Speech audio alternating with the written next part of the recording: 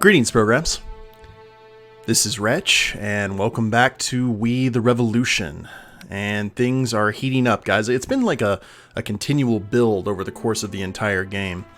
But we're continuing on with Act 2. We've got 20 reputation. The revolutionaries, we're kind of good with them. 20 with the common folk, and then -5 with the aristocrats. Hey, Raven. Hey, Okami. So, let's see how bad this is going to be. I'm worried. Now, here's the thing. Our first case in this episode is going to be the son of the recently departed Gobel. So that should go well. Looks like the common folk and the family want him dead, while the aristocrats and the revolutionaries both would like him to be free. So let's go ahead and check out the news. Fencing school. He took a moment to write a letter about bribery, the needs of Paris and its citizens, the dangers of an imminent war, and the absolutely monstrous corruption of officials. He promised to go after criminals who preclude people like Horace Lavelle from working for the glory of the Republic. Your message must have been clear enough, as the officials did not even ask for payment for their efforts. Common folk endorsement and our reputation, but the aristocrats and the revolutionaries were not particularly fond of it, so... Fencing is serious business, apparently. Alright. So, we'll look at the case file first. The defendant is young officer Gerard Boutin. Strong evidence suggests that he killed the former Archbishop of Paris, Jean-Baptiste Gobel. Yesterday afternoon, in the victim's place of residence, a pistol shot was heard. Neighbors entered Gobel's room immediately and found a young man with a smoking gun in his hand. The victim was lying on the floor with a hole in his chest. They called the guard immediately, as the young man refused to put the murder weapon away. Due to the position of the victim, the crime scene was attended by Commander-in-Chief Francois Hanriot himself.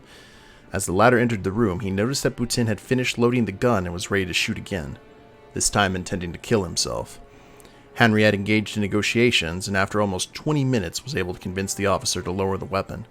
Guards immediately grabbed and incapacitated the murderer before leading him away to jail. During a short interrogation in his cell, the defendant remained silent. Hanriot was present during this attempt to obtain information, which seems strange to me, but he is the commander-in-chief, so he can do as he pleases. Unfortunately, an incident took place. After the investigators left, one of the guards returned to the cell, threw himself at the defendant, and kicked him several times, shouting, "What do you know about Robespierre? What do you know about the commander?" I try to avoid rumors, but one piece of gossip could be crucial to this case. Monsieur le Judge is probably unaware, like most Parisians, that is said young Boutin is Gobel's illegitimate son, the very same who has been the talk of the town lately. If that is true, we are dealing with both a tragedy and a mystery. Why would a son kill his own father? I've not been able to determine the truth, but perhaps you will. Hey, Kath! Alright. Let's go ahead and unlock some questions before we get to talking.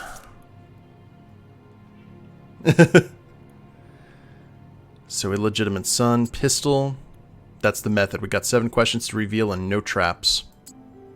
This looks to be fairly cut and dry. Commander-in-Chief of the National Guard. Extenuating circumstances. Suicide attempt. Personality. Silence under arrest. Personality. Suicide attempt. Extenuating circumstances, maybe? Okay. Assault on the defendant. Also extenuating circumstances. And illegitimate son. That's a lot of extenuating circumstances here. Money! That's why. Well, let's go ahead and find out. Before we do, though, let's look at our questions. Was his act counter-revolutionary in nature? Who reached the crime scene first? What pushed the defendant to commit murder? And did the defendant confirm the rumors about the victim's paternity? And here's what's going to happen, guys. We are in very bad with the aristocrats right now. If we do death penalty, that's going to put us perilously perilously close to the edge with the aristocrats. If we acquit, the revolutionaries will adore us, and the aristocrats aren't going to be too... they'll still dislike us, but not nearly as much. The common folk will still be in the plus, but as you can see, that is a significant reputation loss. Let's go ahead and figure out the details first. We would like the defendant to state his name. Gerard Boutin, son of Jean-Baptiste Gobel. Incredible! So he just admitted it flat out. So how's that third eye doing there, Wretch?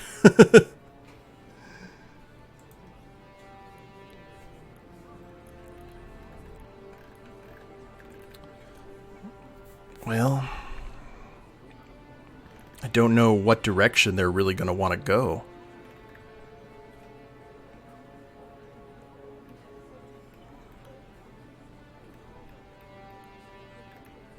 I'm going to ask the first question, the first guillotine question, which is what happened? Because I am very curious about that. What happened? Did you not see the wound in his chest? Rather, what happened before the murder? I came to my father, who had more important things on his mind than his own bastard. Was that the tone of the conversation? It was cold. No, I think it's better to say icy. My father had a grudge against me. Why? Because I had turned to others with my problems, and that caused him trouble. He just started a new chapter in his career. When did the shooting take place? After a short conversation. It was fast. To me, he became nothing more than a piece of meat, and no different than an enemy on the front. How else could one treat a father that regards his son with such contempt? Interesting. So there's not a whole lot of guillotine questions here. Let's go ahead and summon the witness.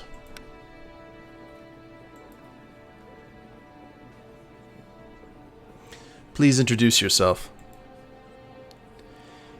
In case anyone here has not recognized me, my name is Francois Hanriot, and I am Commander-in-Chief of the National Guard.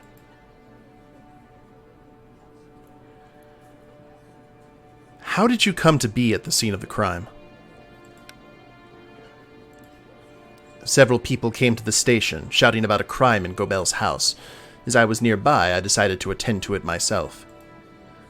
You happened to be nearby? A coincidence. They do happen from time to time. Did you arrive there quickly? I do not know how many minutes had passed, but I was there soon after the guards.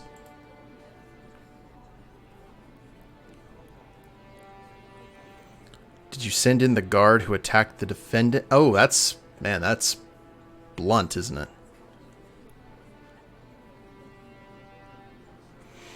I'm curious about this, though. What dealings do you have with Citizen Robespierre? None, in fact. We only communicated by letter once. He sent me congratulations after I was appointed Commander-in-Chief of the National Guard. Nevertheless, your subordinate asked him about him while kicking the defendant. From all the things he could possibly ask, he was only concerned with what the defendant knew about Robespierre. I cannot explain it. Has he told you anything? And if he has?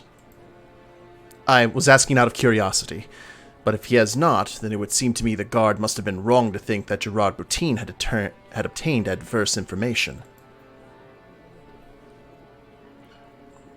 Well, that actually makes the people more inclined. Okay. Why did you keep silent in the cell when the guards asked you questions? Because all of a sudden many important figures became interested in me. I was visited by Citizen Hebert, then later Hanriot came in with his guards. What does that have to do with anything?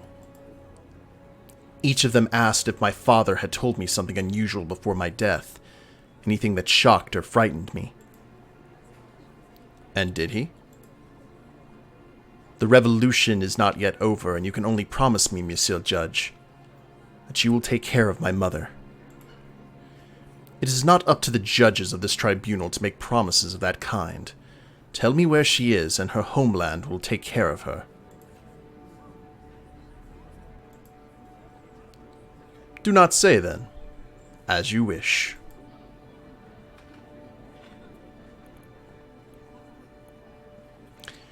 Why did you reload the weapon?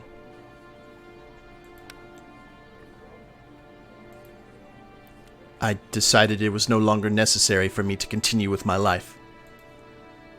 That is obvious. You committed a terrible crime. Not for that reason. My mother will die soon. My father lay dead before me. I will probably be guillotined for shooting him. You will. Yes, I am the judge, Okami. And even if I was released, I would be finished as a military officer. The court would pass its sentence, then my commanding officers would pass their own. That would be against the law. I can see you have not been in the army, citizen, but however it's viewed, my suicide would have been regarded as an honorable end to the affair. That's what I think. I think we're going to go ahead and let him go. I think there is some kind of, situation here that we need. There's something underneath the surface, and I think killing him is going to completely cut off that chain of intrigue. Tell me about the assault on you. They tried to interrogate me, and I kept silent. Citizen Hanriot asked me questions, and I still kept silent. Then they all left. Please get to the details. A few minutes later, a guard came in and introduced himself by punching me in the face. Then he asked questions, just like the others. What questions? Mainly whether my father had said anything about Robespierre or Hanriot. Why about those two? I guess they could tell you more about it than me. What happened next? The other guards came in and took him away. I think it's obvious that Citizen Hanriot really wanted to find out if I knew anything.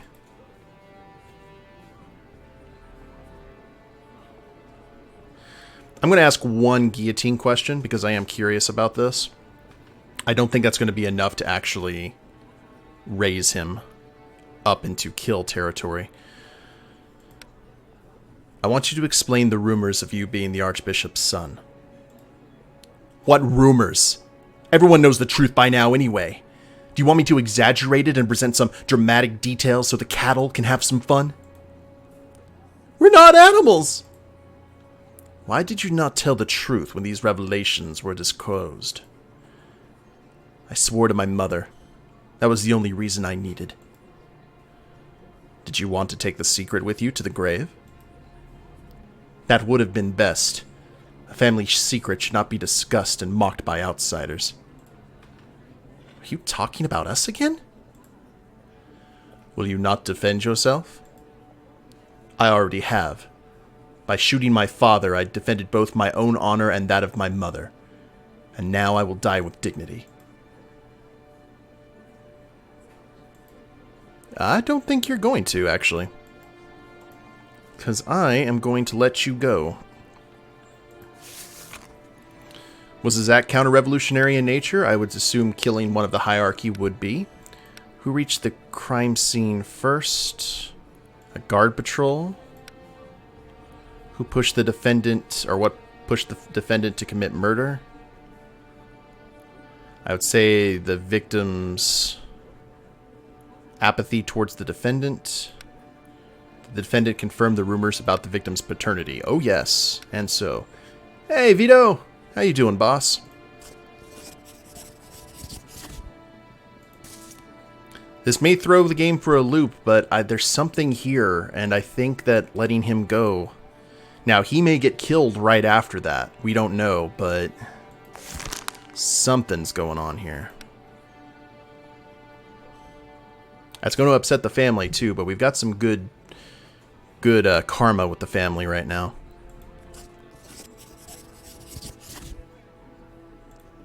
I'm acquitting. Despite the fact that he did indeed kill the guy. We should not kill the boy. Let him go. And leave me to live in disgrace? But he was the one who fired the gun. So now we're letting murderers walk free? Okay, 3 out of 4. Quitting, but the stream just started. Okay, so I guess the Pierre... Oh, Pierre the baker, I think, did find him. Whoops. Yes, I know. You have shame, but you also have information, and that's useful.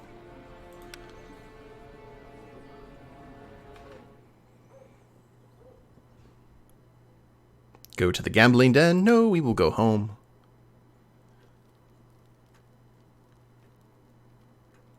Ooh, they did not like that. Okay, that could have been a lot worse. Do we have anything? Shopping, reading together, the concerto. Alright, I don't necessarily care about... Alright, the father's usually always upset, so... Holy crap.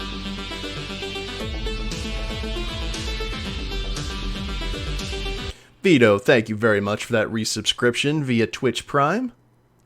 That's for 6 months, man. Awesome. So if you're a history buff, are you metagaming? No, not really. You can cause some space-time continuum changes, but I think it always kind of evens out the way that history... It's like a fixed point in time, like in Doctor Who. We're going to play the Viola Concerto. Dad will be upset, but that'll get us back in Bernard and Matilda's good graces. And still in the blue. All right. Good stuff there. Now, are we going to be on the battlefield? Yes, we are.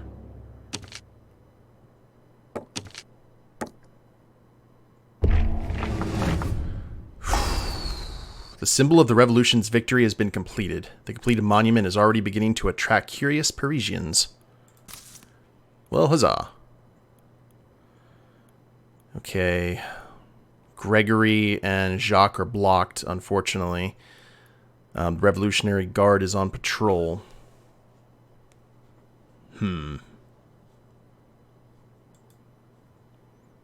Let's go ahead and free our buddy. We'll commence persuasion. We got some good vibes here. So attached, manipulation, carefree, careless, no opinion, carelessness, and attached manipulation. Perfect, perfect, strong, strong.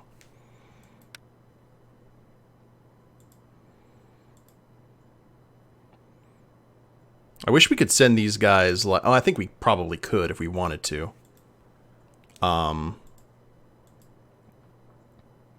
Send these guys after other folk instead of just us. Okay. Clovis is free. He is also injured, unfortunately.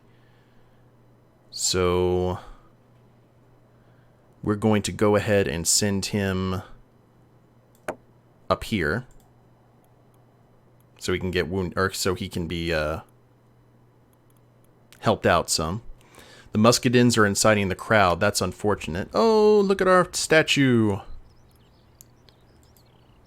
Bribe the jury, fill in the report. Don't necessarily want to do that. Calm the crowd. Grant immunity. Send the Muscadins. Denounce. What can we do with denouncing? What does that do? The Revolutionary Patrol will arrest the nearest enemy agent. Ooh.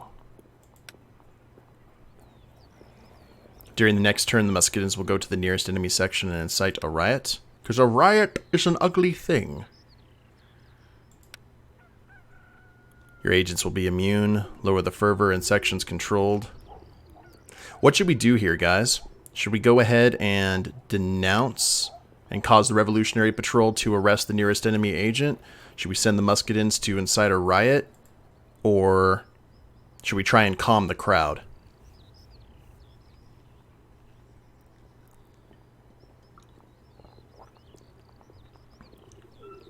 Hey, the statue's up. Who got dead for that to happen? Kath likes denouncing. That would get one of the enemy agents out of the way, wouldn't it? We seem to be able to hold our own. Yeah, I agree with that, Kath. I think we're going to go ahead and confirm that. Let's see what happens. Intrigue times. The prosecutor announces his candidacy. Okay. Well, Robespierre supports the clergy? Let us start with rumors that could disturb Robespierre's impeccable reputation. We'll use Herbert's words and suggest that Robespierre unofficially supports the corrupted clergy. Let Herbert's paper, Le Père Duchesne's, whatever, my apologies to the French language and the French people, make a few suggestions that the church bought Robespierre and paid for his support. We want to hear whispers on the streets claiming that, in this case, overthrowing the idol would be a good thing. So we could do this with espionage.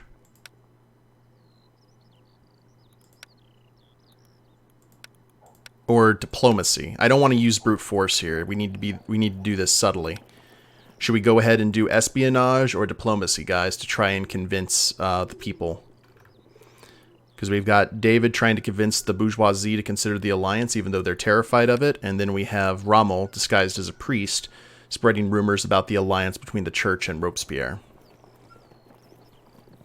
What seems to be the most effective? Sarah says espionage. Rommel has been very good for us in terms of espionage. Vito says espionage.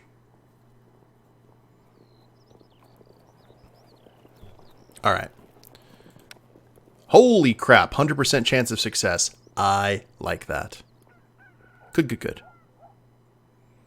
By the way, I need to go into my Steam and change, like, that doesn't alert me when other people are playing games. Okay, well, that went well. All things considered. We still got some enemy agents running about, but we are keeping them, you know, on hold. The Revolutionary Patrol will probably arrest that enemy bruiser right there. That'll be nice. And we don't have any enemies in this area. We're just going to have to really pay attention to the next day. Act 2, Day 10.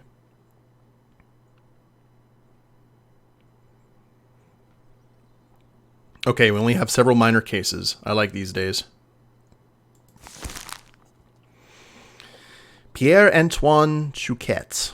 Painter Pierre-Antoine Chouquet paid the manager of a municipal graveyard, Abel Cochet, for permission to dig up a randomly chosen corpse and take it to his studio. Apparently, he needed the body to pose for a painting. Let me get back to you on that.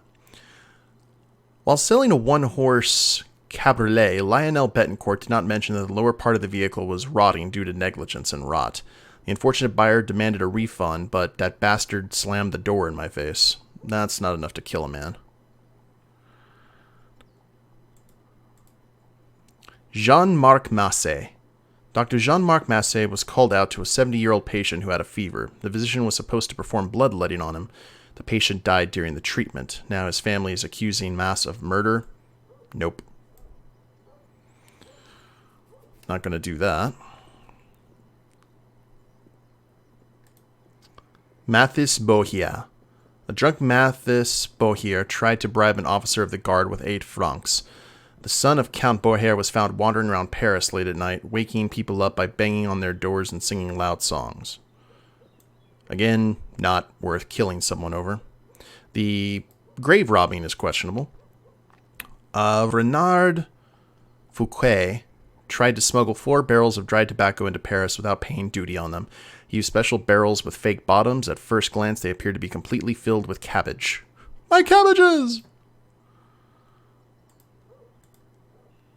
4 criminals with aristocratic roots, these guys, assaulted soldiers who were on duty in front of a guardhouse at night. They entered the guardhouse, set it on fire, and ran away. There's no doubt the crime was political. Okay, those guys, we can go ahead and kill. Holy crap. Okay, the aristocrats are not happy with us, so we'll go ahead and free the, the corpse artist. Okay, well, that could have been a lot worse, I think.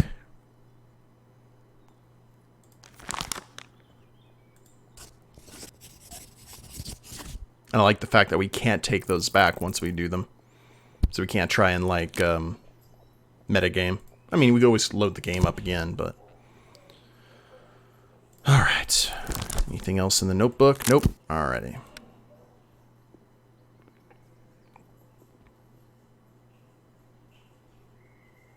Now are we going into the... Oh, Lord. Do you want to keep being hungry? Do you wish to continue witnessing the bribery among those who rule us? No! We must get to Robespierre! Tonville will save us! Oh, yeah. Tonville! We want bread! And circuses.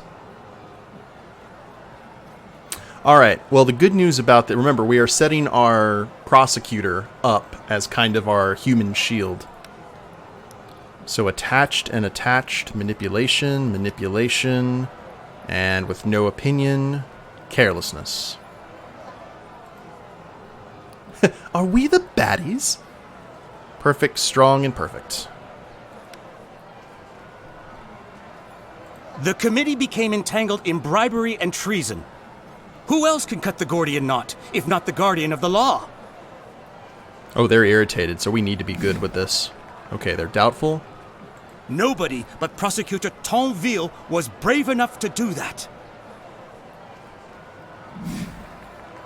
Come on. Danton decided to sacrifice himself and make room for Tonville. Are you going to support him too? Oh, they're still doubtful. Reputation and the common folks' endorsement. I don't know if we were able to sway them. Oh, speaking of Robespierre.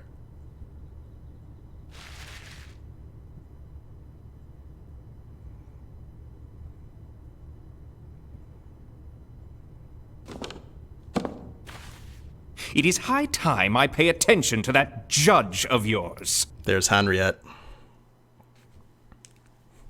Is it, though?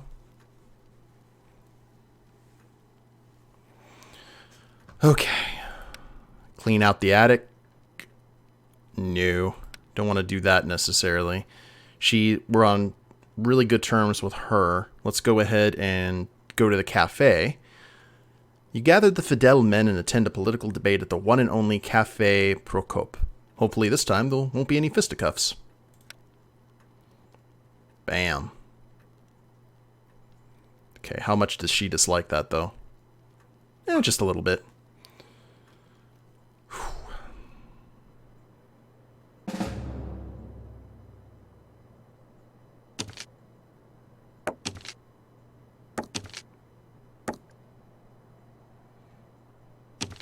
Okay.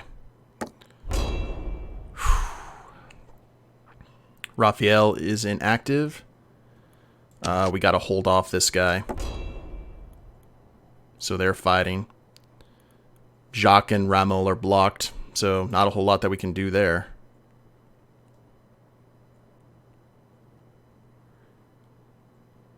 So we are failing a lot of our intrigues, guys.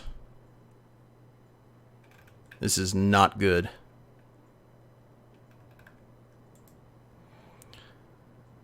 Francois Chabat and Claude Bessier, loyal friends of Danton, were arrested today at Robespierre's request. We apparently succeeded at provoking Robespierre to firing warning shots. I doubt they'll be taken to court quickly, as it's far more probable they'll be kept in prison to soften Danton. Must make another move fast.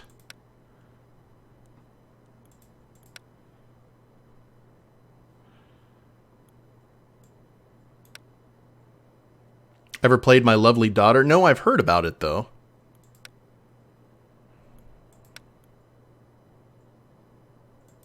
Let's try espionage.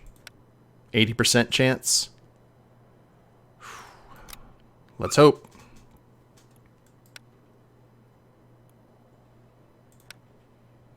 We may have to reload a game depending on how bad we do this, but...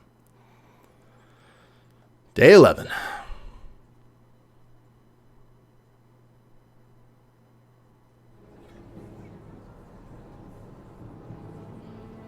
Rumors. People are starting to think less of me because of rumors. Lovely. Counter-revolutionary rumors.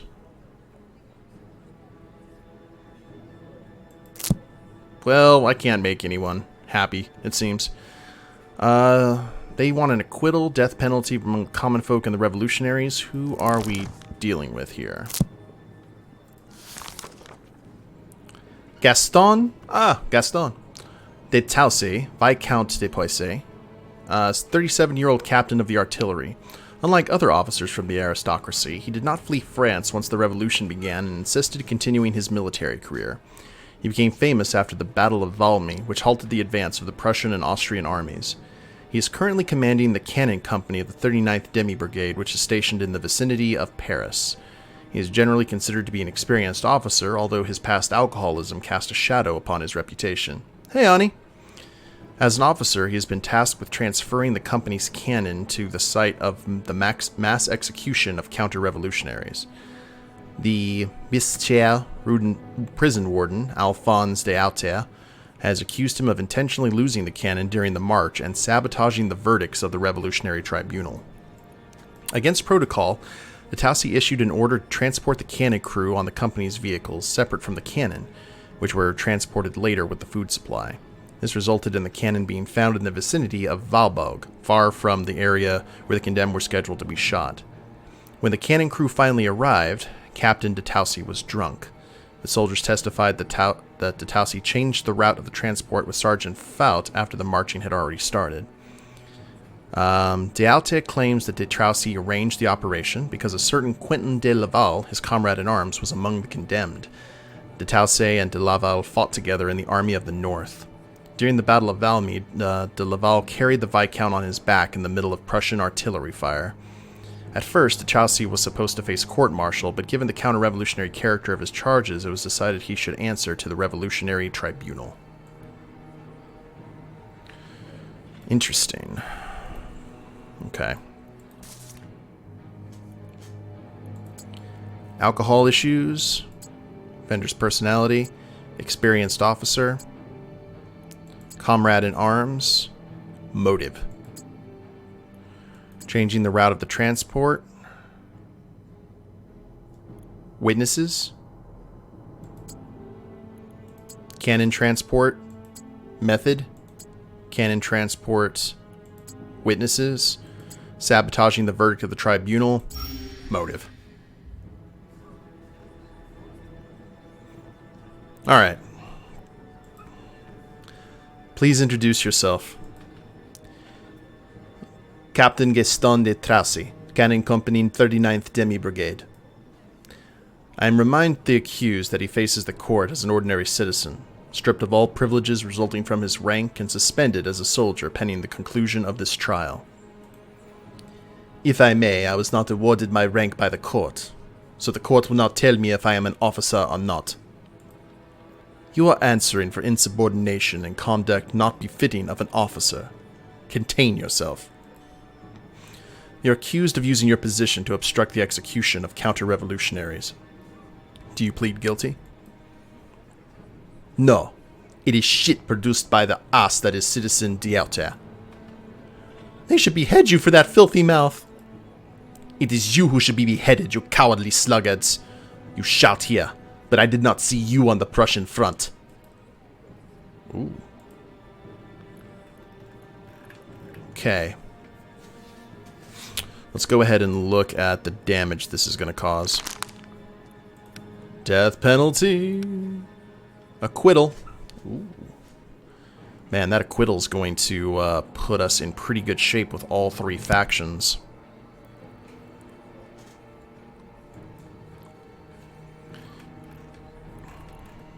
So I'm getting the idea here that this guy just got tired of it.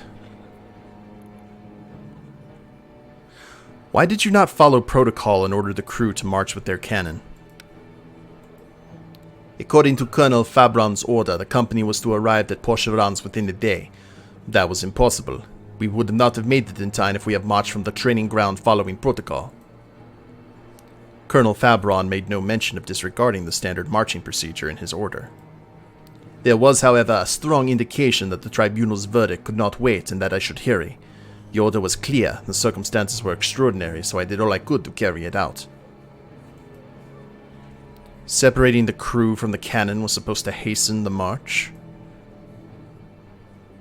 Ooh, silence. I would be interested to hear your explanation. The crew would have been able to carry out the execution without the cannon. I remember a very different plan. I wanted to follow my orders as closely as possible. Ooh. Okay, people really want him beheaded.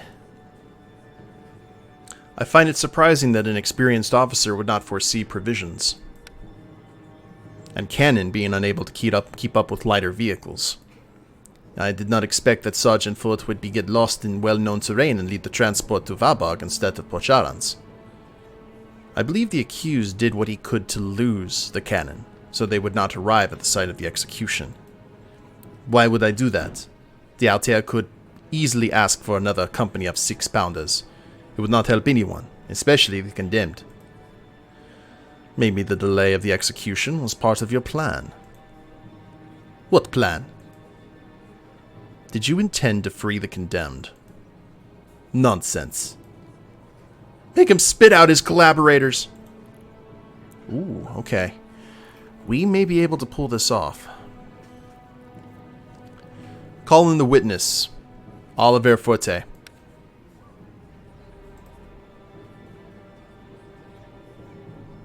Please introduce yourself.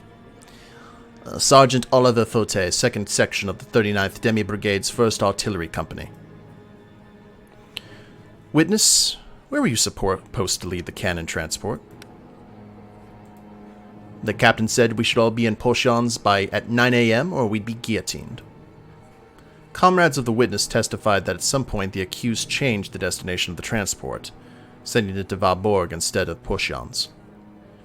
The captain joined us during a break, took me to one side, and said we had the wrong orders and should head to Valborg. He stank like a brewery. And you still believed him? The officers are constantly drunk, but we have to listen to them anyway.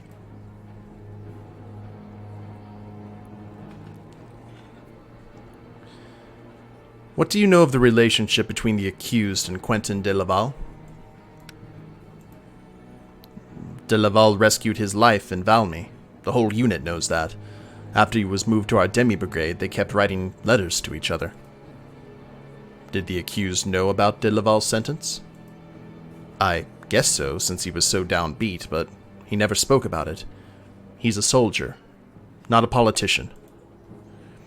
Could he have known that de Laval was being kept in Bicêtre with the condemned who were awaiting their execution? He certainly knew that de Laval was there, but I doubt he knew he'd be shot. I think he could have guessed it, though. Could you explain? Well, when he came to change the destination, he was mumbling that he wouldn't participate in something. Did he mention a plot or any names? No, sir, I didn't hear anything like that. Oh, that actually made the people... Ugh. Well, the aristocrats aren't going to like this.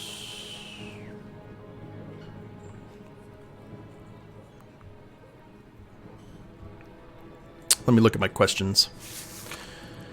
The defendant confessed to the crime. Was his act counter-revolutionary in nature? How did Tausia explain his decision to separate the crew from the cannons?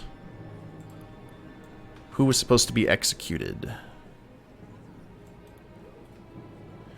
The guillotine questions are just going to cause the death penalty to raise up, though, Kath.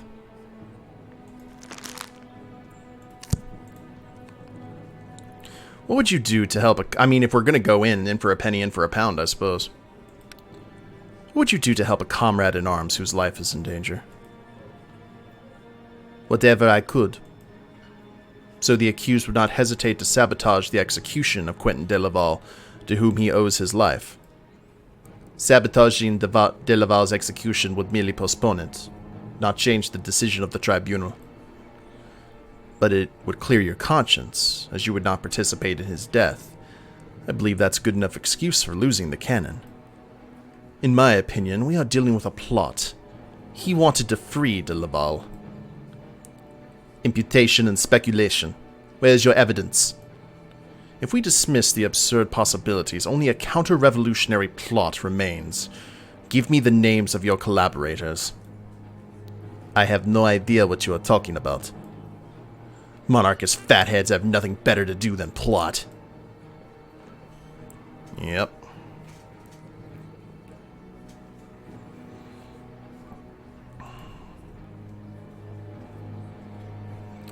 Well,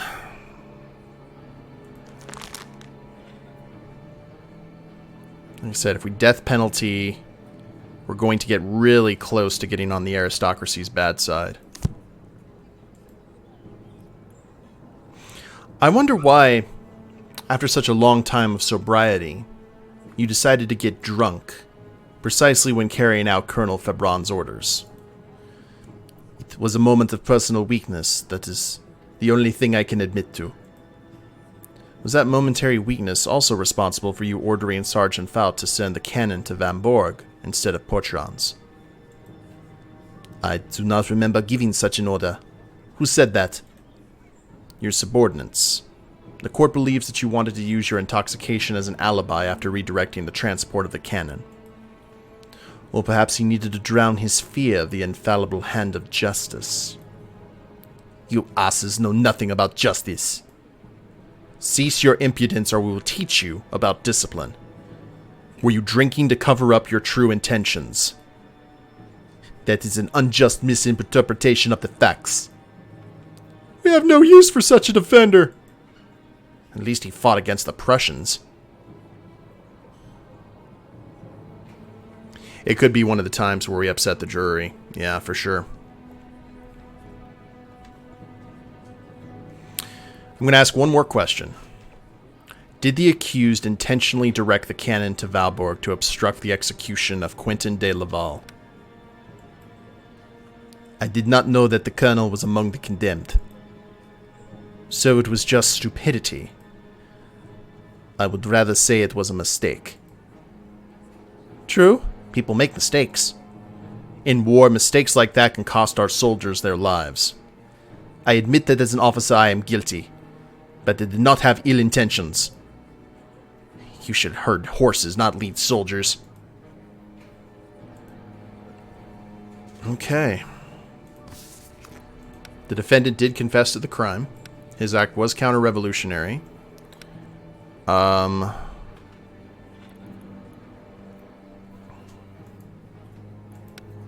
Who was supposed to be executed? Counter-revolutionaries. I'll ask him one more question. Why did the artillerymen march before the cannon? Because they were ready to leave earlier. The gunners had to prepare the carriages and take the case shot from the arsenal in order to realize Dealta's dream of becoming the second Fouché. You did not like the execution order. The army is supposed to fight, not torture defenseless people. Those defenseless people posed a threat to France. They deserve to be shot. I was given an order and tried to carry it out. You asked for my opinion, so I gave it to you. And that is it, guys.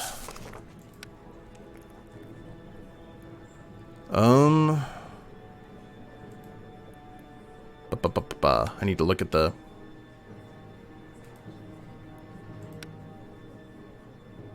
They were ready to leave earlier.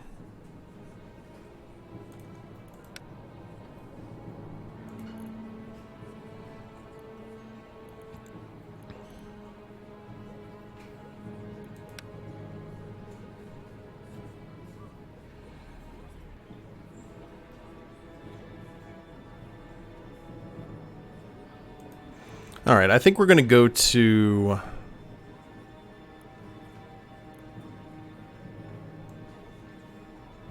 He had wanted to avoid sabotage.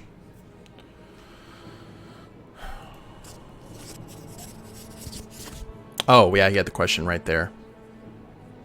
Ah, boo.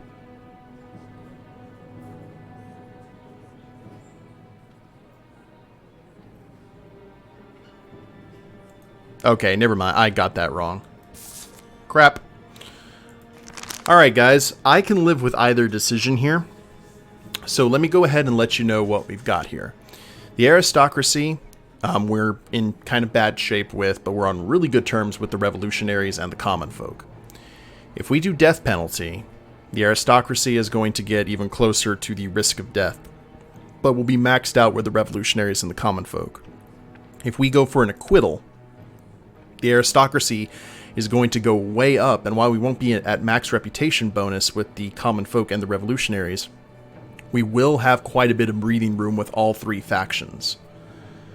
So I kind of see why people would want him killed, because it was against counter-revolutionaries, but at the same time, you know. What does the max rep get us? I'm not exactly sure. All I know is, like, getting in good with... Oh, they give you reputation points.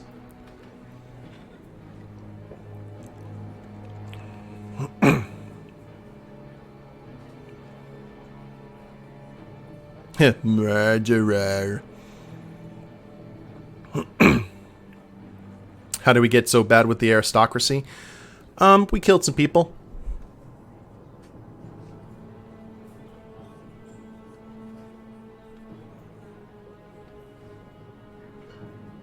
What do you guys think? Should we get some breathing room with all three factions, or should we go all in with the common folk and the revolutionaries?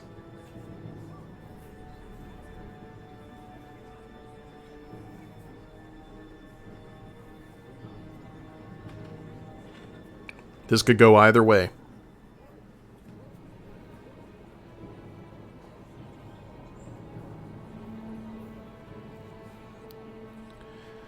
The going against the jury will cause a problem, but it's not horrible necessarily. Okay. We got to get good. Yep. Even if the jury wants us to,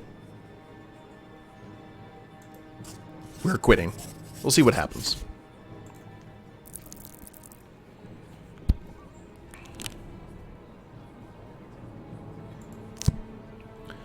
The judgment for Gaston de Chaussee is not guilty. Set the defendant free. Even if you're not convinced he was conspiring, you should put him in prison for his stupidity. Prison's not an option, Tinville. Otherwise, I would just put him in prison. Outrageous! This court knows no justice. Are you stupid? Can't you see he's guilty? And the jury. Robble, robble. Ooh. I thought he confessed. Bad job. Okay, well, that's unfortunate. It gives us -1 reputation influence. I've never done a bad job on these before. Okay. Well. Fine.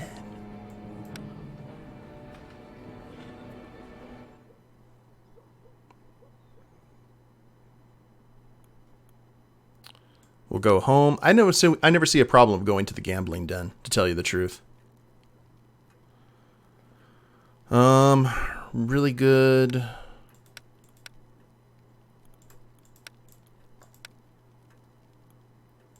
More question effects in court. When did we lose the option for prison? Because Robespierre basically said you either free them or kill them. And we'll go for an evening stroll.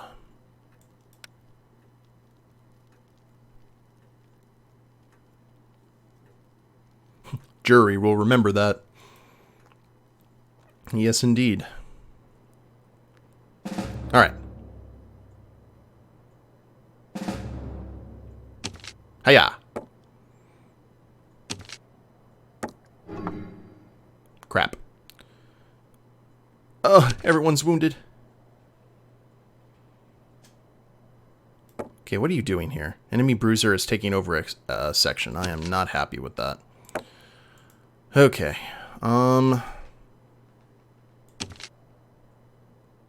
Let's see. We're going to go ahead and try and take over this section here. We're going to put all of our eggs here in one basket and see what happens. And in terms of the fervor into the printing house, let's go ahead and denounce. Spend our points there. And go into the intrigue.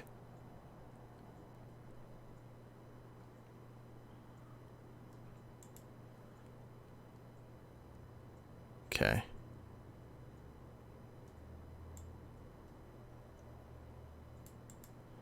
So arresting Danton's friends was good.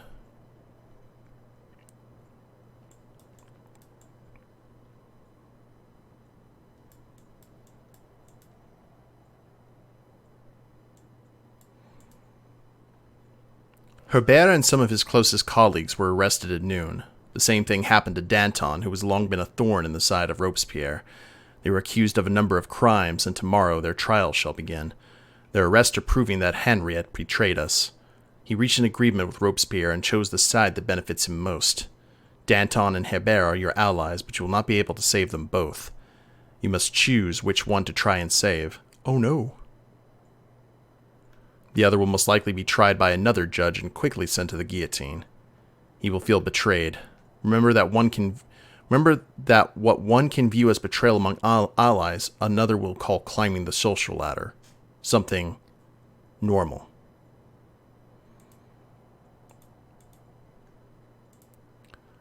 Hold on. Danton. I need to Danton and Herbert. Hold up. I need to see something. No, I need to see the...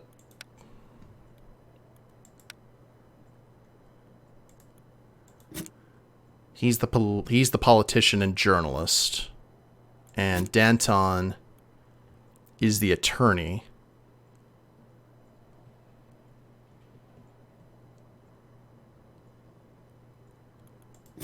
Ooh.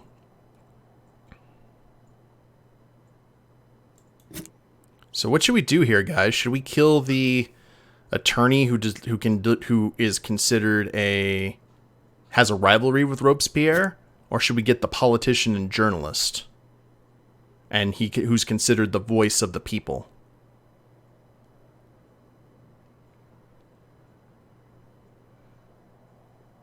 He specializes in harassing defiant clergymen.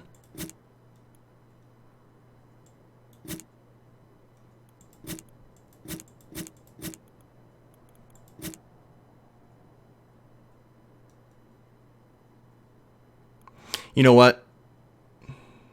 Okay, Raven says we should save the voice of the people. Sarah says that we should try Danton.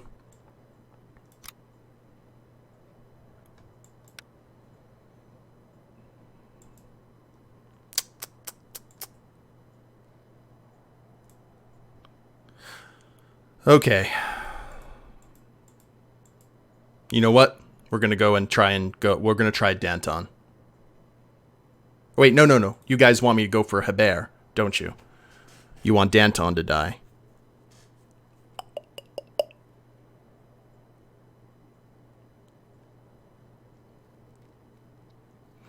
The attorney is Danton. Herbert is the journalist who's considered the voice of the people. Danton is the attorney who has a rivalry with Robespierre already.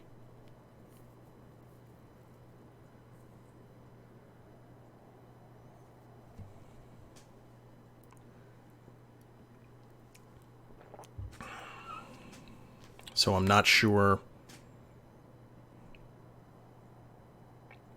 Why do we want to kill the attorney? Let him undermine... Yeah, see, that's what I'm thinking, Vito. Is if we already have Danton... You know what? I'm going to roll a dice. I'm kind of split here. Evens Danton, odds... Okay, even. We're going to go ahead and try a Danton. Bam.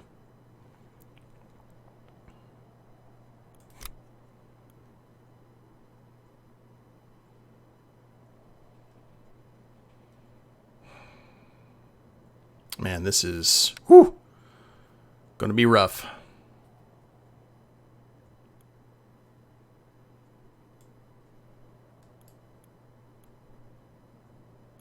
Oh, wait a minute. Oh, there's not a whole lot that we can do. Yeah, we can kill him if we want to. Yes, indeed.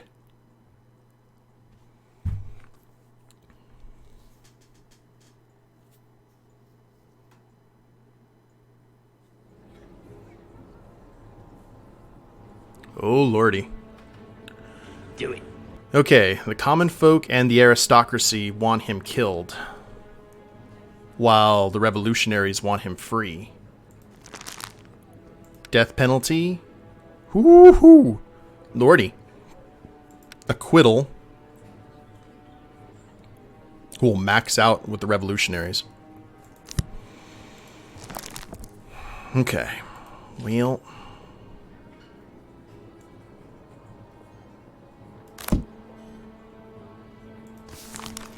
The one who will face truth and justice today is George Danton. The list of his alleged faults is long, but as an investigator I've been able to gather convincing evidence. Firstly, there are accusations of corruption. Danton has never explained where he obtained the money that he used to purchase several properties. The farm in Nuisment that totals more than 70 acres, or hectare, I can never say that. The monastery of Saint Jean du Chesnay, and the house in Arcis. Danton has also taken good care of his family. His mother receives a lifelong allowance of 600 francs every year, and his young wife benefited from a wedding gift of 40,000 francs. Furthermore, the list of his expenses is even more impressive. Neither the allowance of a member of a convention, nor the ministerial salary that he received for 2 months, nor the remuneration associated with any of his previous official functions would have been sufficient to make such purchases possible. This leads us directly to an accusation of corruption, although it may also be linked to one of the other reasons he is here today. Hectares. The third indictment has been submitted by citizen Robespierre, who accuses Danton of being an English spy. His task was to destabilize the everyday life of ordinary Parisians by continuously adding fuel to civil fury, which lately led to bloodshed and social divisions. This scenario was once discovered by Marquis Lafayette before the end of Citizen Capet's rule. At the time, such bloody internal conflict was supposed to prove that it would not be possible for the court and the people to reach an agreement, and that Louis had to use force to restore control of the situation. In practice, this would have put an end to the revolution at the very last moment. These revelations have been confirmed to Robespierre by an agent from the Committee of General Security, Louis Comte, who tracked down the remains of the Girondin party.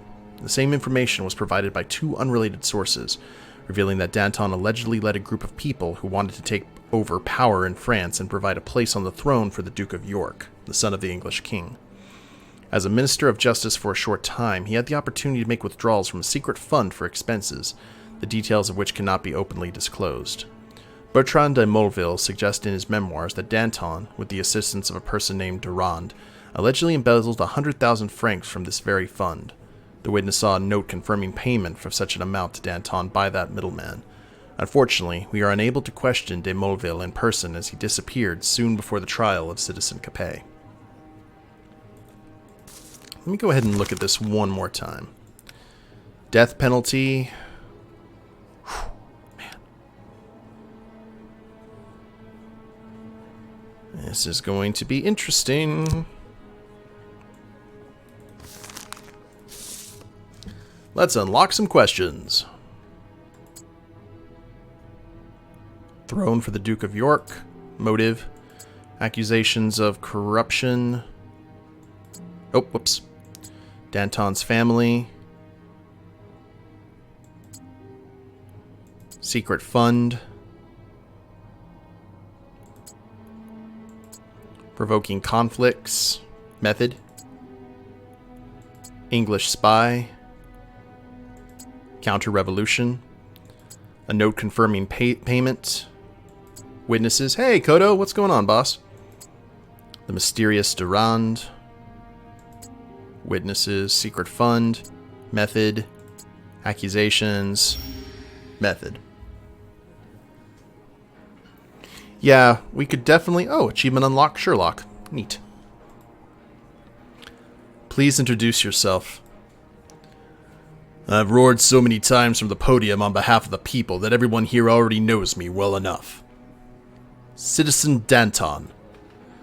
Thank you, Prosecutor Tinville, for providing that information in case anybody had forgotten. You've been accused of a number of crimes, including corruption, embezzlement of public money, and treason. Where are the cowards who accused me? Let me see so I may cover them with shame. You have been accused by the nation. Really? And I thought it was that ferocious beast Robespierre, thirsty for fresh meat. But he will break his teeth on me. Ooh. It's a bold words there, Cotton.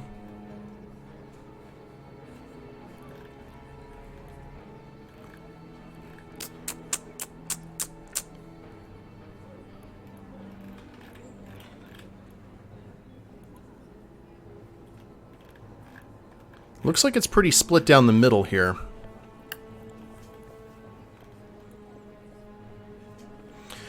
Let's go ahead and hit hard right off the bat. When did you begin to spy for our enemies? I have heard this accusation many times before, yet nobody has presented any. This time, however, someone has confirmed the gossip. A minor cheat is to be an authority here? Louis Comte is not a cheat. Then where is he now? Why is he not testifying? He was found strangled several days ago, in the room he rented for his stay in Paris. How typical. An unknown man makes an accusation and then disappears to avoid confrontation in the court. He did not disappear. He was murdered. That is even more unfortunate, as I now cannot prove he's a liar. Dear jurors, do not believe in this slander. Let me look at this again. He dieted, Danton.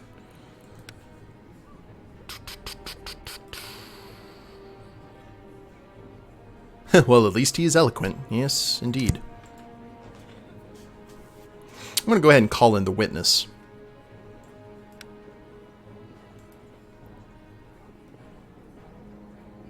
Please introduce yourself. Philippe Lebas. Robespierre's faithful dog. Be quiet in my courtroom.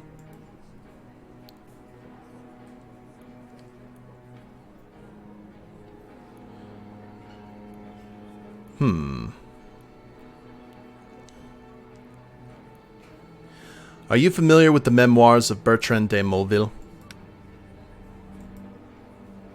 Of course. After all, I was one of the people who wanted to requisition the goods of this traitor. What do you know of the note issued by Durand? I only know as much as the others have said, that it exists. Brissot has told me about it, for instance. That is all? Then why did you come forward as a witness? I simply wanted to help. I confirm that I have heard this gossip too. This is barely even a parody of a trial. Okay, they really want him free.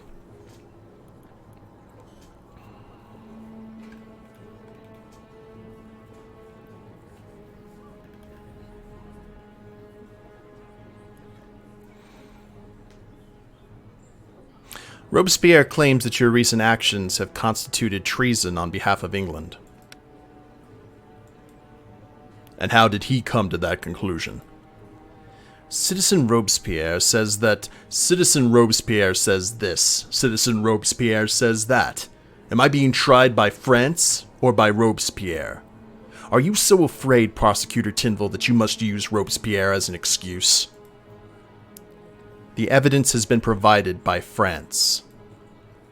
You will cry for me when Robespierre's shady affairs come to light, when he brings his army out against you. You will long for freedom and then realize too late that you've already beheaded it. But it was you that's shouting in the streets, crying for the nation's traitors to be sent to the guillotine. So send them, but not me. Are not such public speeches considered incitement of the crowd? If that were the case, everyone involved in the revolution should be sent to the guillotine. It was only possible because the crowd was willing to be incited. We do not need anything more.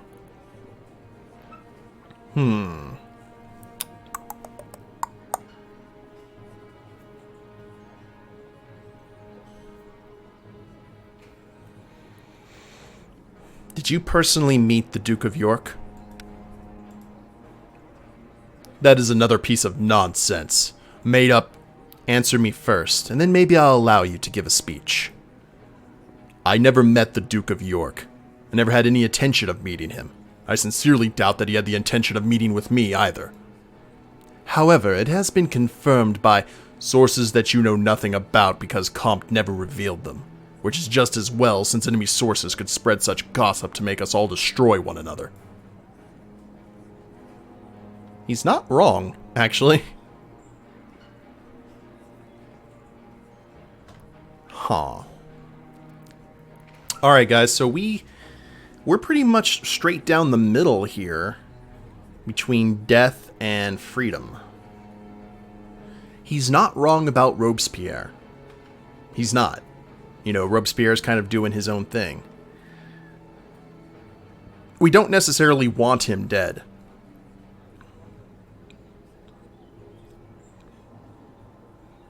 Yeah, he is very, very anti-Robespierre. That's kind of what my thing is.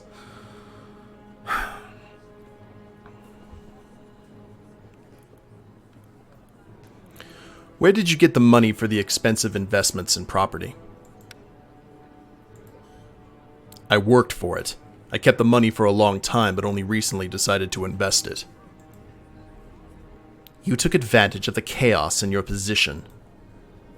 I bought several properties that were falling into decline, ones that nobody wanted to take care of. It has been rumored in the streets for some time now that Danton is corrupt. You could surely have taken advantage of your ministerial post. People of my stature and moral standing have no price, as they cannot be bought. Then I shall ask you straight. Did you take advantage of your post to purchase those properties? I was a minister for a mere 2 months, and if nothing else, that fact makes the accusation sound absurd.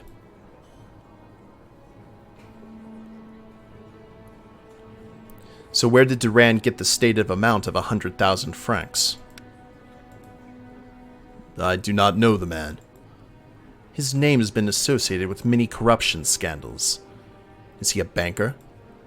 All bankers are thieving bastards! Do not make me throw you from this room. As I have said, I do not know the man. I've heard the name, but that is all. So when we find him, he will confirm that you do not know each other. You will not find him.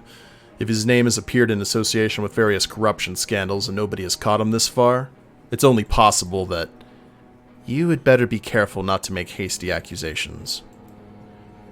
You either do not wish to find him or he doesn't exist at all. Or perhaps this man's name is not even Durand. Maybe every time you would like to accuse someone of corruption without evidence, you invoke the name Durand. Not so fast. But this man may even be rotting in his grave, and whenever there's a need, whenever you require it, he nevertheless returns and continues to corrupt those you desire to behead. What a rogue! Wow.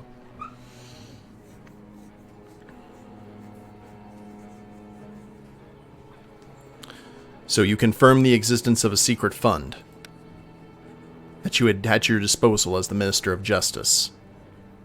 Yes, like every other minister before and after me. You've been accused of embezzling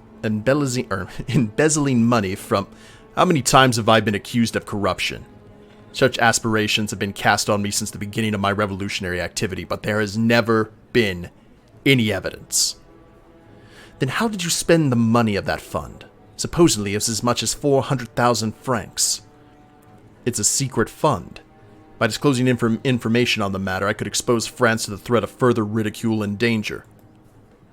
Are you saying that transparency will lead to our nation becoming a laughingstock? Do not twist my words. I spent 200,000, and Fabre, my secretary, was also in the position to manage the remaining sum. but the amount returned was only 130,000. Where is the rest of the money? It was spent in the best interest of France, which will never be understood by such ignoramuses as those who have accused me. Whew, lordy.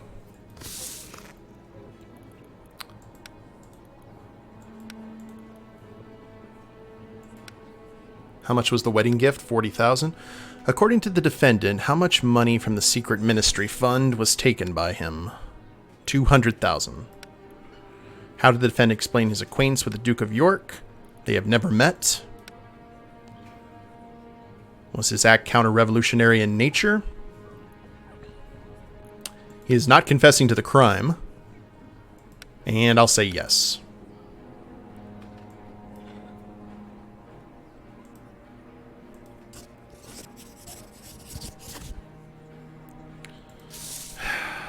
Okay, guys.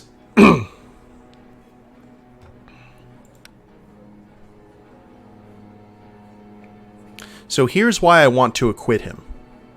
The aristocracy is not going to like it. The common folk are going to dislike him, very highly dislike it, but not enough that we can't build up good faith with them again. We need more shields between us and Robespierre. Danton despises Robespierre. So, and to be fair, he is pretty, yeah, there's no evidence against him, really. So, I do not want to kill a man who is pretty much on our, not necessarily on our side, but definitely not on Robespierre's side. So, I'm going to go ahead and free him. We'll let the chips fall where they may. This will give us some breathing room with the revolutionaries, for sure. They don't like him because he got money.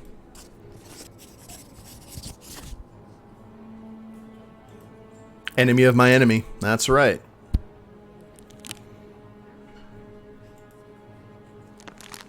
Oh crap. Okay, other cases.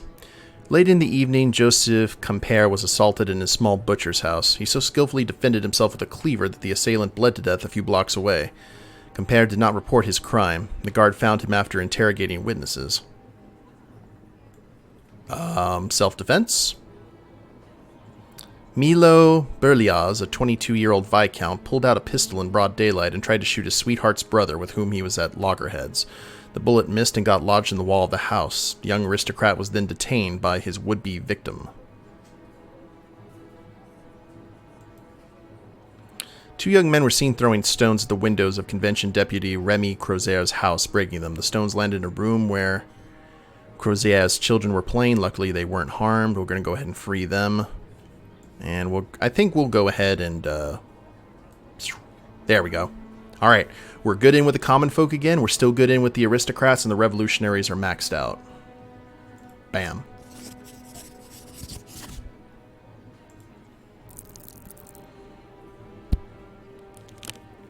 Do it. I order you to let Citizen Danton go. He's innocent. Well, at least you know the meaning of the word loyalty. Robespierre is not going to like this.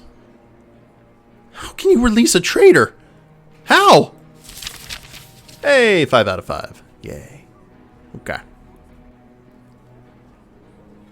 Holy crap. Well, that was about as good as we could get, guys.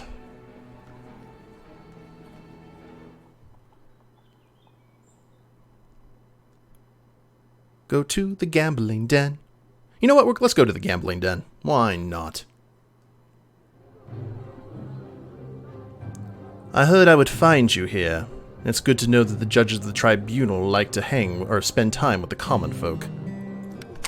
Oh, I'm playing with my prosecutor. Well, that's interesting.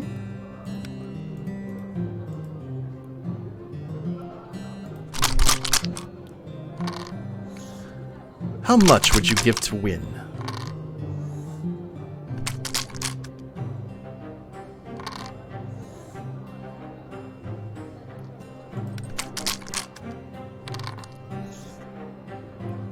Ooh, I like it. I like it a lot. We're gonna go ahead and we can buy her around. You're good, Tinville. Don't.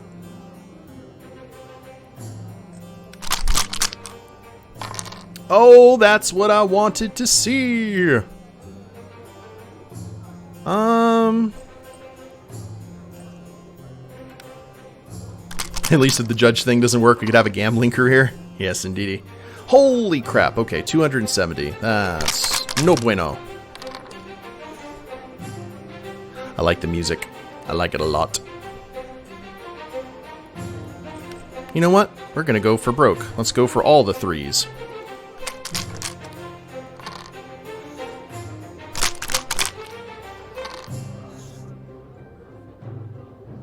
The third grader's textbook. Oh, we're tied. 610. 880. We're gonna call that good.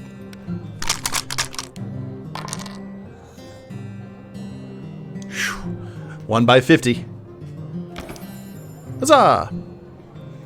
Favors allow you to force the prosecutor to sign your report in court, which may save you from losing your post if you fail to fulfill your duties. Oh. Neat. The family will be a little bit miffed, but...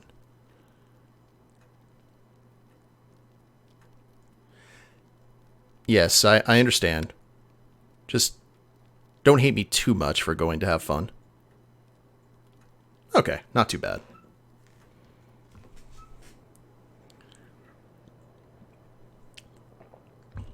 Okay, we should be all healed up now, right? Yes. And we are fortunately all blocked. That's what happens when we had all of our eggs in the basket, unfortunately. All those with power and influence who remain agree that Robespierre must disappear. He also knows that sooner or later there'll only be one place available at the top. Time to send a message that betraying the judge of the tribunal never ends well. Besides, Robespierre will be considerably more exposed now that he's been stripped of the National Guard's help. Let us cut off his military arm. Okie dokie.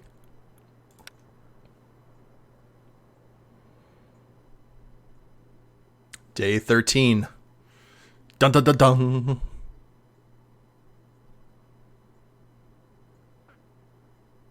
Minor cases? Okay.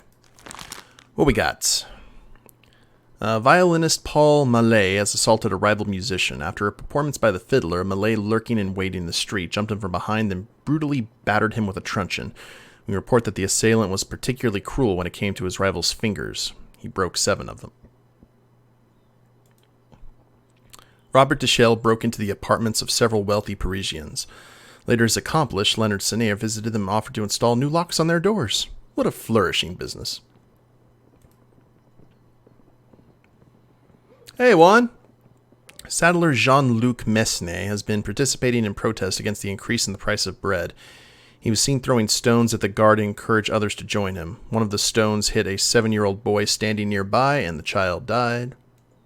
Gotta send an example. Abel Clothier, a craftsman who produces wooden toys, attacked Charles Ducret with a metal rod. The victim was a seller of his products. The crime was most probably motivated by the fact that Clothier did not find Ducret's marketing efforts successful. As a result, he decided to injure him and set his store on fire. Rink.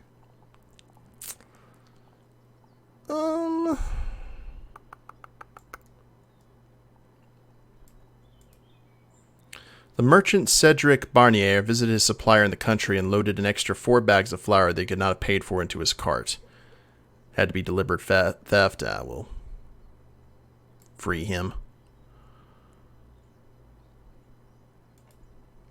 Noël Boutet and Marius Abede were planning war with other children in the yard and were pretending to be what we quote, the king's musketeers. One of the neighbors informed the guard. When the soldiers arrived at the scene, the children were building the Bastille out of old chests, and Boutet and Abde were going to defend it. Good lord. Freedom. And I'm actually going to guillotine that guy. And Meh. I'm alright with that. Who am I to disrupt a flourishing business? You guillotine that guy for being that guy. Okay.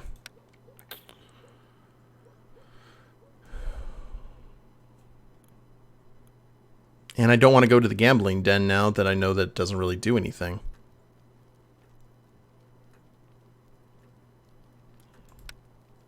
So opening night at the theater. Cleaning out the attic.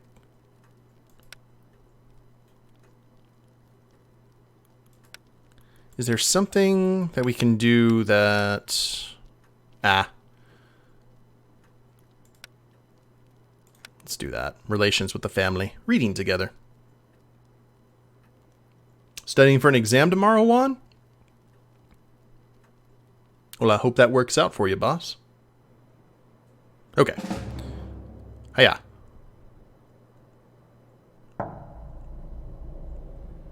And we're starting to lose a bit of ground here.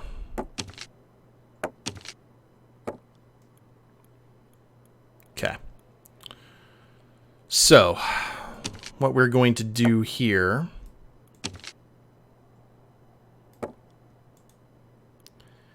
is I'm going to move...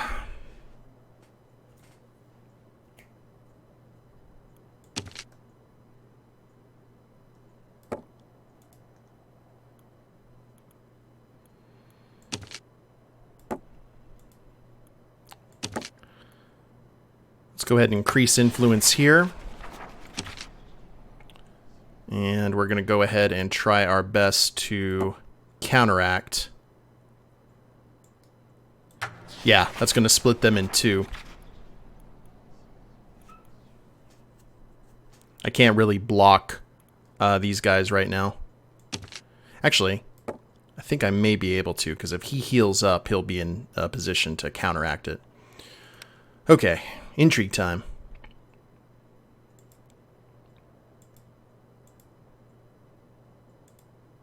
Unfortunately, the old fox managed to elude the hunters.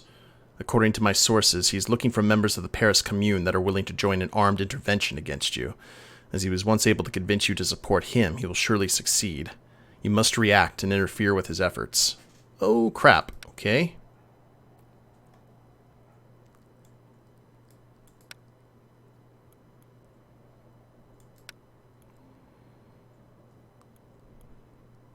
Okay, so how are we going to deal with this, guys? We have diplomacy. Like everyone else, the leaders of the commune seek power. Let David promise some of them great careers after overthrowing Robespierre. We can use force. We must catch every prominent member of the commune and beat them black and blue. Without them, Hanriot will not be able to gather enough people. Or espionage. If Rommel has something on the members of the commune, he should use it to blackmail anyone willing to join Hanriot.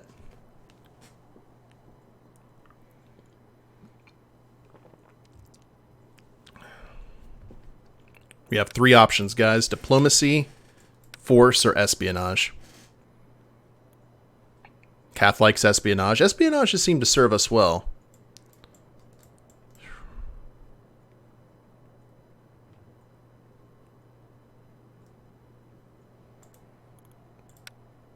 Let's go for it. Oh, it's only a 60% chance. Oh, dear. Oh, well. The die is cast.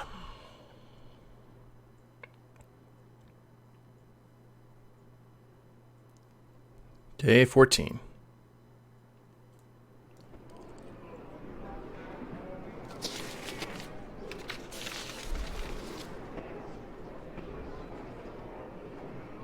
Who are we talking to? Citizens! Deputies! Lend me your ears.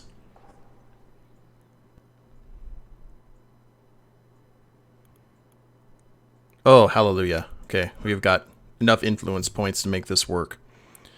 Withdrawn manipulation. Oversensitive manipulation. Attached manipulation. Bullheaded humility. And withdrawn Manipulation. Perfect, strong, strong, perfect, perfect. Okay. How many more people have to suffer until we stop this beast? The only thing that matters to him is power. Who could understand your argument? Maybe a sage. So we're trying to convince the National Assembly. Robespierre told me once that terror is nothing other than justice, prompt, severe, inflexible. Do you understand? Such are his views. He sees no other option but flooding France in blood. We all make mistakes. Robespierre is no different. We can still turn him. Thank you for that, Lurkwan. I have long been tracing a scheme among aristocrats led by Clement. Oh crap. I'm sorry, I did not mean to cut that off, guys. I apologize. I feel sorry for those poor people who fall for Hanriot's pretty words. Hanriot? The commander is building an army that will march on the convention. Those miserable souls will die for his crimes. Okay. Yay, we got him intrigued. The convention deputies will wake up to the blade of the guillotine. Only then will they realize what should already be obvious. Hanriot and Robespierre will attack them the moment they have gathered enough people. The judge is right. Yes. Now, are you guys gonna, rebel? Common folk and revolutionary endorsement? Huzzah. Who votes for the arrest of Robespierre? Thank you, gentlemen.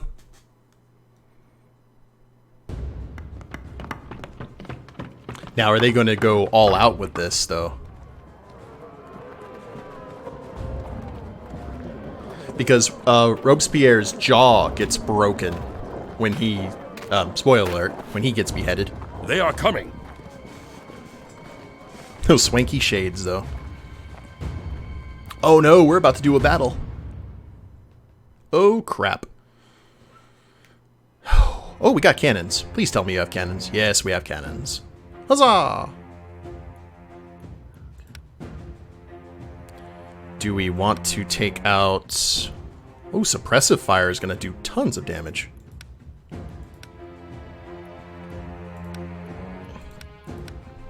I will go with suppressive fire.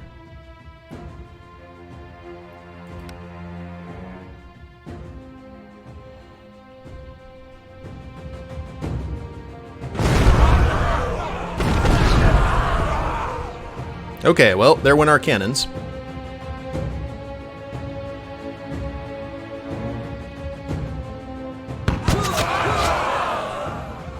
Can't make an omelet.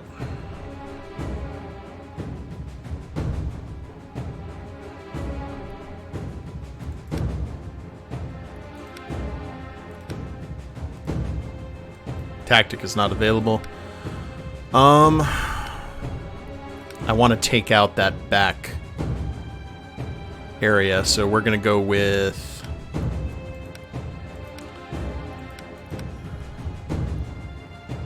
We're going to go with neutral and take out the musketeers, and then they'll just leave infantry. And they did the front line assault.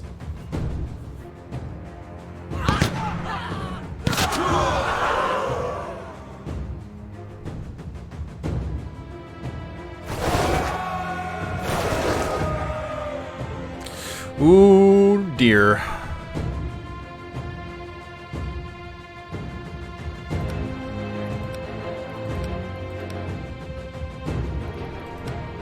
We may have lost this, guys. I'm hoping that these musketeers are...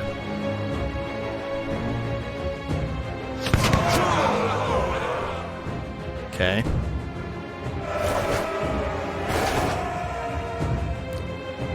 Whew. Up in front. And if I go defense, that's not going to work. Front line assault.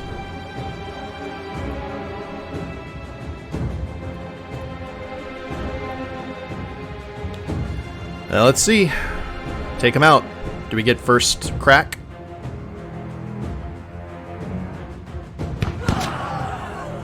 Yay!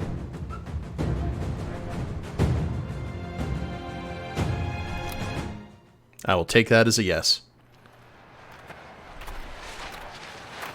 Please show his jaw. That's a very historical accurate thing. You lost Robespierre. Yep. The revolution has turned out to be too much for you.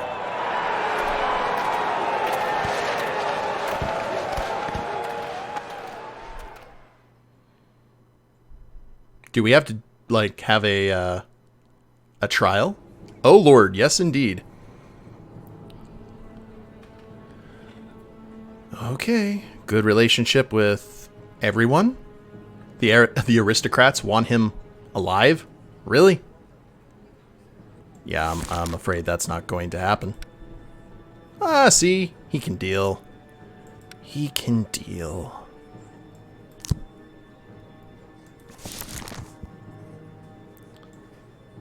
Position and hierarchy. We still got enemy at the courthouse, but that's going to go away here soon.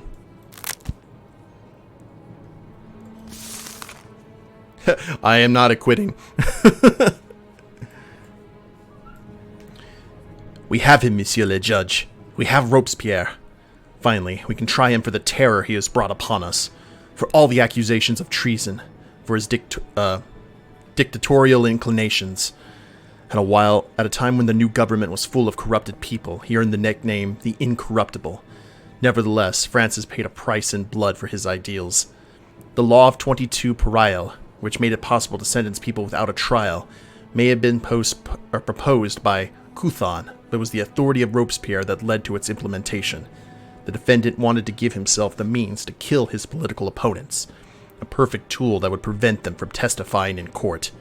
When Robespierre pointed at someone, they were as good as dead. Moreover, according to a rumor, Robespierre allegedly suggested once while having dinner with Bertrand Barré that France could benefit by decimating its population. That only a ruined and thinned out, but ideologically pure society could rebuild France in the spirit of the revolution. Perfectly balanced.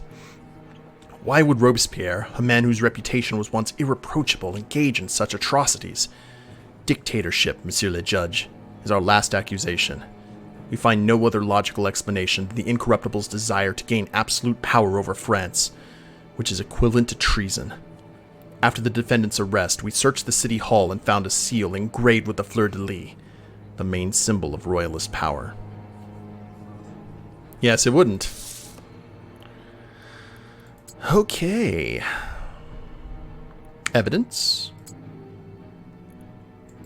The law of 22. Method. Absolute power. Motive. Mass murder. Method. We don't care about his personality, really. His personality is crap. First of all, I ask the accused if he's able to speak. Well, I can't. Monsieur le Judge, everyone here demands that, in accordance with the law, we need only confirm the identity of the defendant and pass sentence without trial. In accordance with the law, perhaps, but is it moral? Let the Incorruptible taste the law he made for others. Are you Maximilien Robespierre? Yes. We can now sentence him to death for his crimes against the people. No, we're going to ask him some questions.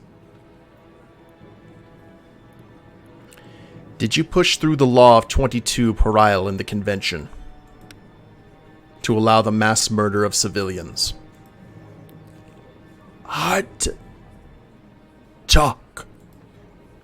It'll be even more difficult when you've cut your head off. Not to murder. Then why this criminal and murderous law? For the good. If he says it's for our good, I'll take his head off myself. Of France, not yours. Oh wow, people want to let him go right now. Ew. Did you long for absolute power? Never. And yet you are known for taking merciless measures against those who... Politics. Like here. Politics. We are in the court now, and the court is ruled by Themis. Keep the fools thinking that. Give the bastard what he deserves. May I remind you that the defendant's identity has been confirmed, and his guilt is obvious. He can be sentenced. I know the law, Prosecutor Tinville. Hurry. Fainting. Do you admit that you are guilty of treason and beheading politicians who were hostile to neighboring countries? Never. No. I cannot look at this traitor. I only served France. The people. Then why do you have a seal with the fleur-de-lis? Forged. Not mine. He's trying to lie his way out of this. Which foreign ruler promised you the throne if you eliminated those politicians loyal to the revolution? I removed saboteurs like you. We'll remove your head. And here comes the fun part, guys. Were the recent arrests a prelude to your decimation of society? He's the devil himself. Gossip could never. What kind of man could think of something like that? Monster. To destroy the nation and make place for those who are loyal to him? It is beyond terrible. Not me. Tens of thousands have left their blood on your hands. It is not gossip. You sought to destroy the entire nation. And that is that, people. Did the defendant confess to the crime? No. Was his act counter-revolutionary in nature? Yes. How did the defendant... that it was falsified? Okie dokie.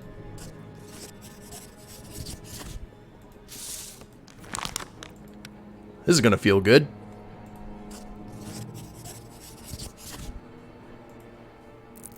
We're just being historically accurate.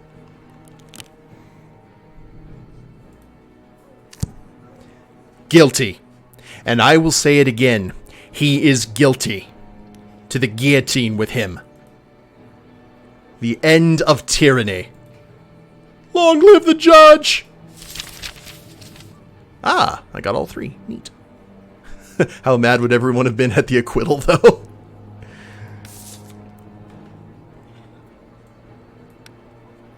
Okie dokie. Everything will be fine for democracy. Do the people love me? Let's go ahead and speak to the common folk. If there's any time to make a speech, now is the time.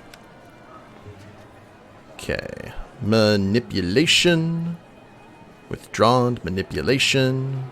No opinion. Carelessness. Perfect. Strong. Perfect.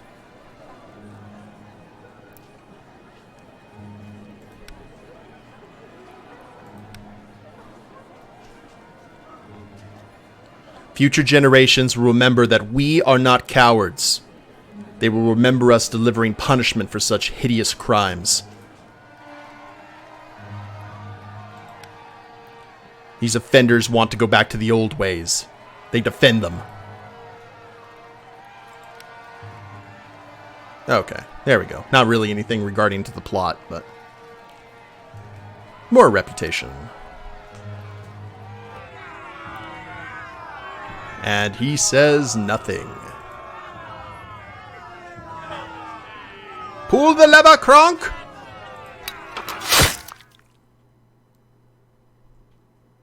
Right lever.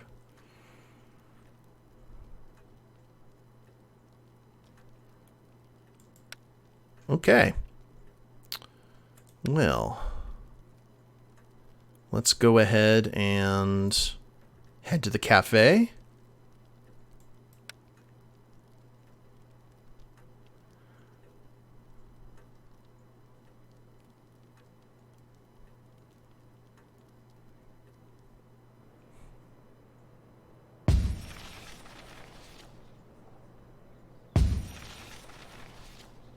Okay, there's 2 gone.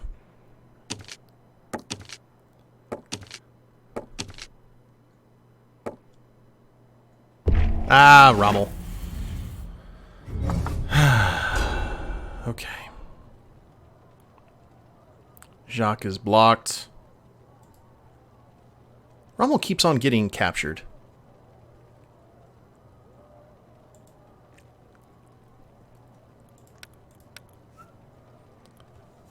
No opinion, carelessness, and oversensitive manipulation. Okay.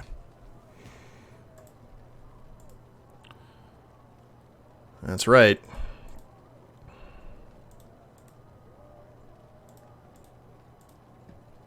Free him, please. I've got stuff to do with this gentleman. Appreciate it. Alright. We are going to send...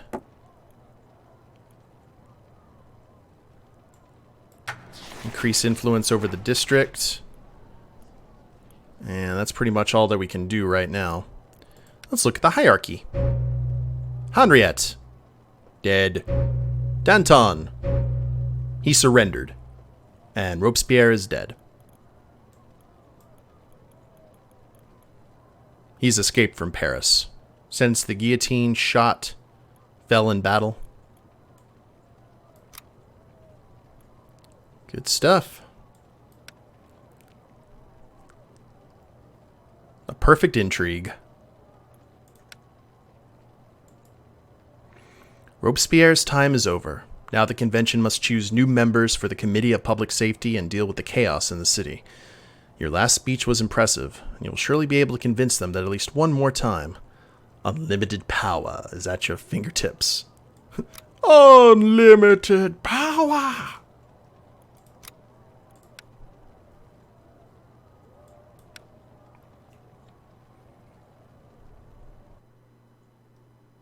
Day 15. You were the chosen one!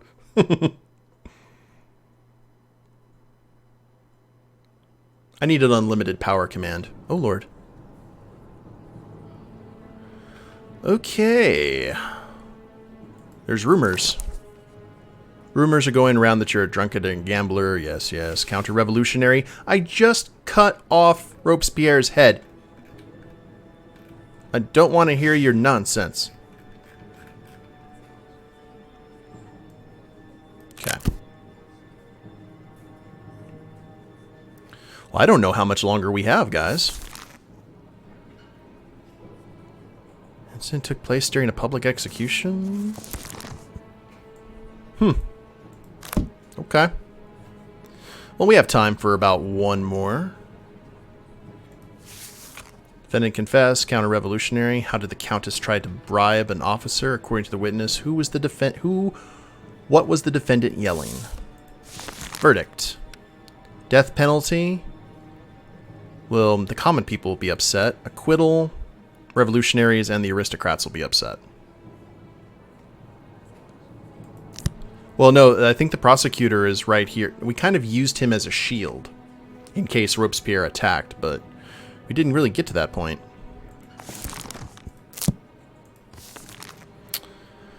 A 19-year-old widow of plotter Count Cyril de la Montaigne is accused of assaulting an officer. The incident took place during the public execution of her husband, who was sentenced to death 3 months earlier. According to the file, he was planning to assassinate the main leaders of the revolution. The decapitation took place in front of the Paris City Hall. Soon afterwards, the captain of the National Guard, Roger Plessier, lost an eye, allegedly at the hand of Countess de la Montaigne. It is said that the Countess led a commotion in the crowd and then cast a stone in the direction of the captain who was standing on the scaffold. The victim saw her in the crowd and the Countess was immediately detained by the guards who were keeping watch during the execution. Everything points to the fact that the captain's injury was not collateral damage, but the direct result of de la Montaine's deliberate attack.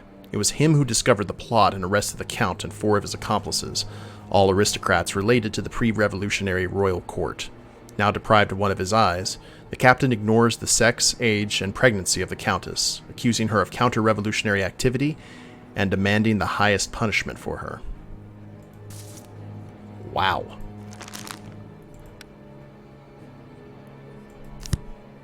Yowza. Okay. Well, I'll tell you what, guys. I think, Vito, you have yourself a good night, boss. And I think this is actually going to be a good place to go ahead and end it. We're getting into our next case, and it seems to be that it's going to be a little bit complicated because it is a young, pregnant widow. And the thing about it is, with Robespierre dead, we should be able to implement prison sentences again. But that doesn't seem to be the case here. The game's not going to let us off that easily. But with Robespierre dead, it's going to create a suitable power vacuum. And I'm very curious to see how our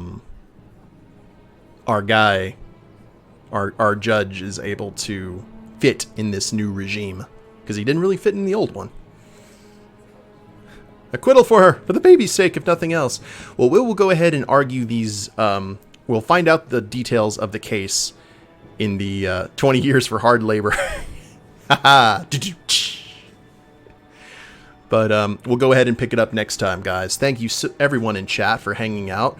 We're going to go ahead and raid someone after this, so stay tuned. But if you guys have not followed the channel, please do so. I try and stream Monday, Wednesday, and Friday with random times in between. And if you're watching the replay of this on YouTube, I have a link to the Twitch channel in the description below. Like, share, subscribe. You guys know the drill there. And we will see you next time. Later days, everyone.